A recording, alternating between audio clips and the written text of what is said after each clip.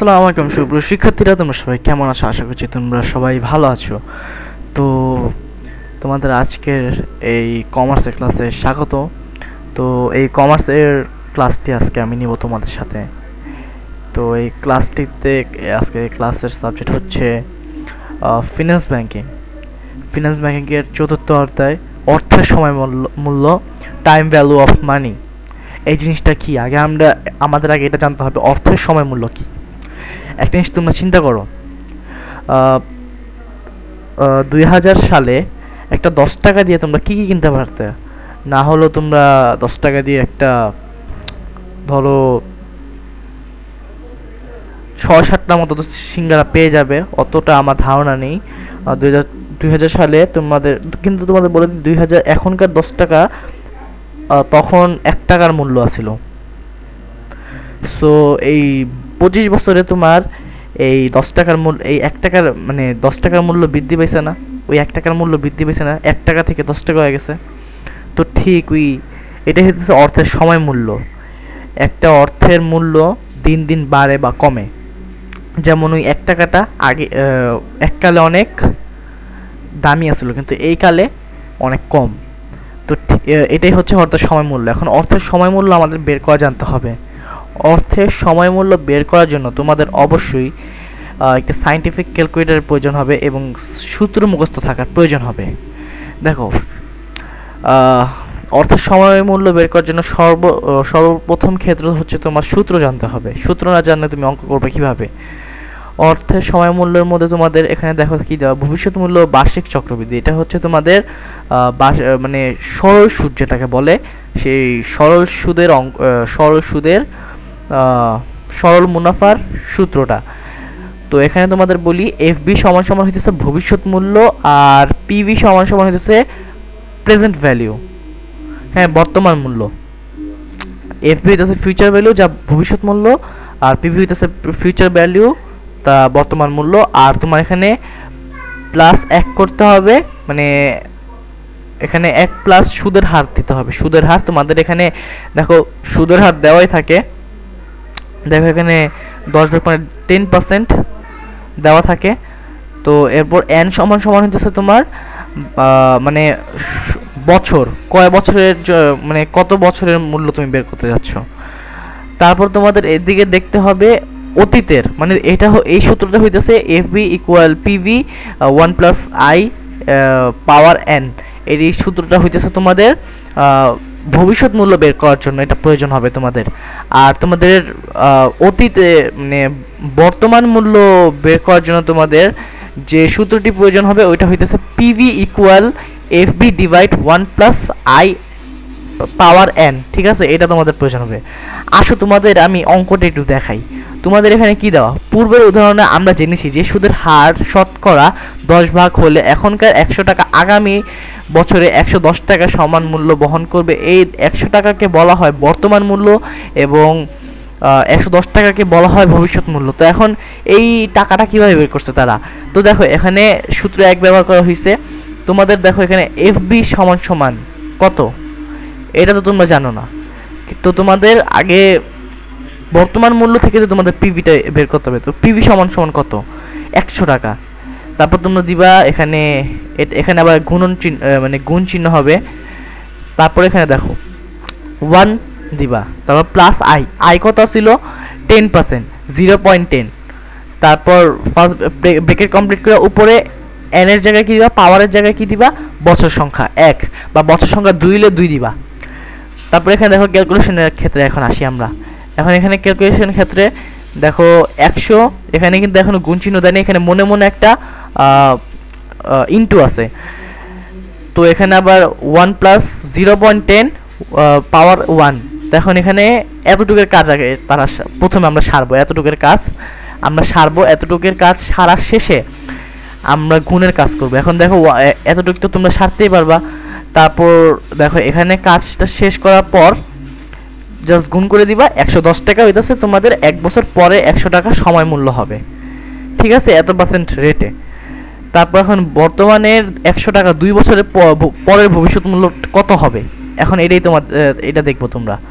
দেখো এখানে তোমাদের আবার ঠিক ওই একই রীতি মাইনা 1 প্লাস 0.10 এইটা মানে এটা যোগ করবা।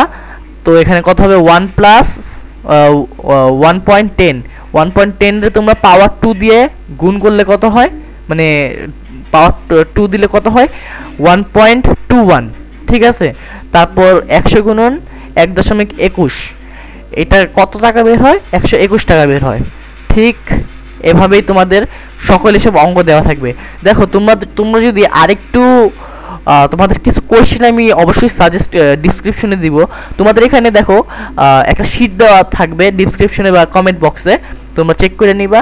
এই কমেন্ট বক্স বা ডিসক্রিপশনে তোমাদের এখানে সৃজনশীল এমসিকিউ থাকবে, তোমরা অবশ্যই এগুলো পড়ে নিবা। এগুলো পড়লে তোমরা আরও জ্ঞান অর্জন করবে। তোমাদের ফার্স্টে আমি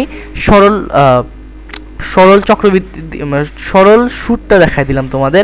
এখানে দেখো ধরো একটু নিচে সেই তোমাদের দেখাই সরল সুদের অঙ্কগুলো। এই দেখো এগুলো সৃজনশীল।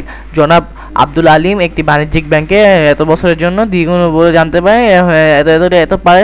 তারপর তোমাদের এখানে প্রথম দুটো তো তোমাদের রিডিং পড়তে হবে ফার্স্টে, কিন্তু এই সাবজেক্টে এই অধ্যায়টা তোমরা রিডিং পড়বো অবশ্যই। রিডিং পড়ার শেষে তোমরা অঙ্কগুলো করবা। এখন দেখো এখানে গ নাম্বার কোয়েশ্চেনের ধরনটা কি, জনাব আব্দুল আলিমের অর্থের ভবিষ্যৎ মূল্য চক্রবৃদ্ধি প্রক্রিয়া নির্ণয় করো, ঠিক আছে। এই যে দেখো এখানে তারা চক্রবৃদ্ধি প্রক্রিয়া নির্ণয় করছে, এখানে তোমাদের দেওয়া থাকবে। তো এখন দেখো তোমাদের একটু নিচে যাই।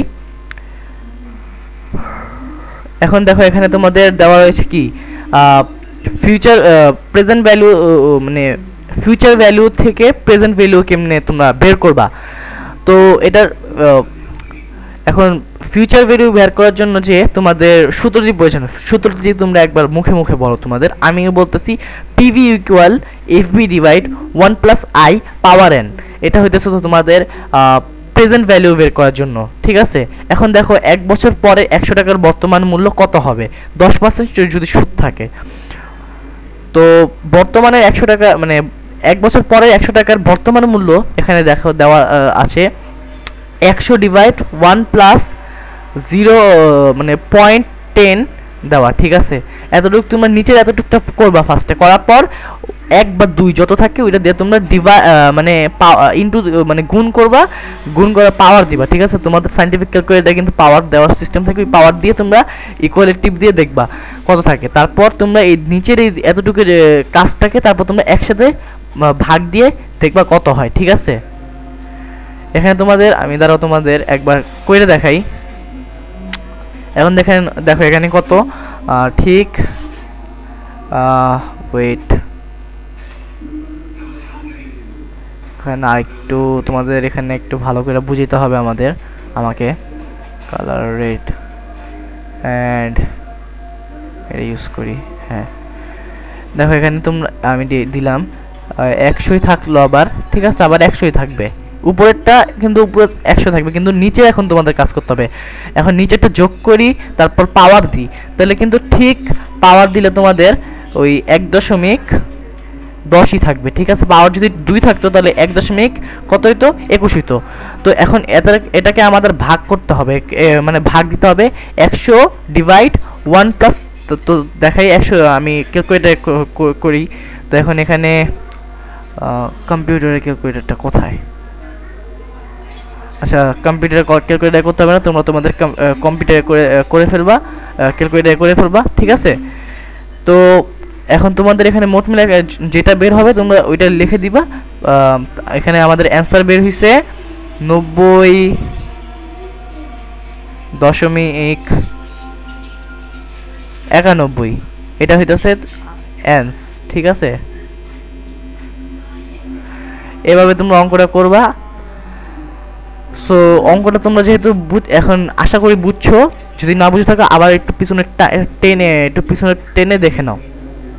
তারপরে এখানে তোমরা দেখো একটু মানে সূত্র 1 অনুযায়ী তোমাদের একটা উদাহরণ দেওয়া হয়েছে। আমি তোমাদের একটা জিনিস ক্লিয়ার করি, ঠিক আছে। ফিনান্স ব্যাংকিং হচ্ছে এমন একটা সাবজেক্ট যে সাবজেক্টে আমি চিন্তা করি যে তোমাদের টিচার দিয়ে অঙ্ক বোঝার কোনো প্রয়োজন নেই, কারণ ফিনান্স ব্যাংকিংয়ে তোমাদের উদাহরণ সহ কিন্তু বইয়ে দেওয়া থাকে। তাও তোমরা টিচার দিয়ে পড়তে পারো যে তুমি আরেকটু বেসিকভাবে বোঝার জন্য। সো এখন তোমাদের দেখো, এখানে দেখো তোমরা আশা করি বুঝছো, এখানে তোমরা